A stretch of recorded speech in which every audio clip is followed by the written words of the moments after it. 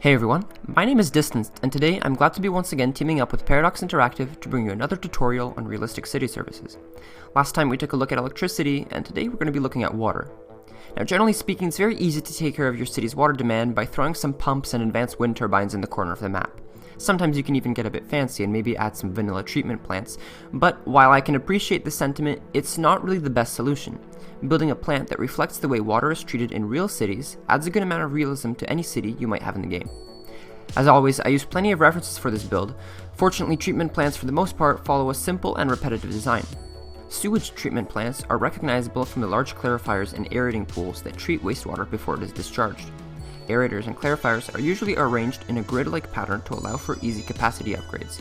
Because of this, sometimes you'll even see an empty spot in the grid.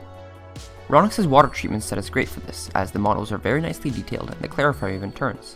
But if you want some more variation in the buildings, I would also recommend Avonya's Modular Sewage Treatment Facility. I used Avonya's grit and screen facility clipped with a small warehouse using Move It as the main building, as well as her large pumping station in the corner of the facility. In reality, this pumping station would be used to discharge the treated water back into the adjacent body. Don't forget to fence off your facility to keep access limited, some lighting for visibility at night, and some applicable props and decals for extra detail. I'd also throw in Bad Idea's network pipes. The amount of things you could do with these when combined with the Move It mod is astounding.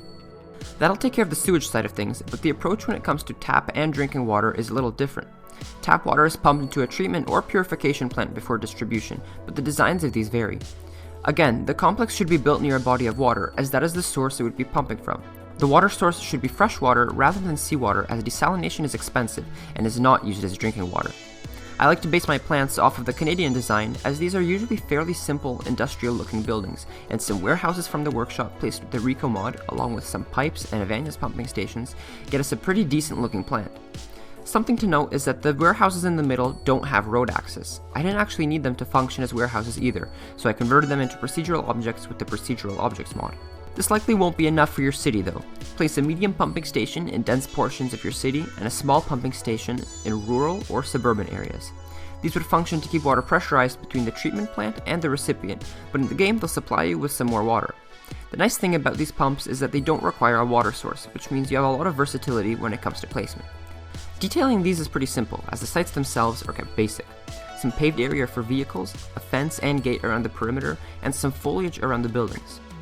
I added some solar panels to this pumping station, so all that space on the roof isn't wasted, and in a high demand area like a city center, I also added a diesel generator prop to power the pumps in case the power goes out. Thanks for watching! For videos like these and more from a variety of creators, make sure you're subscribed to the channel.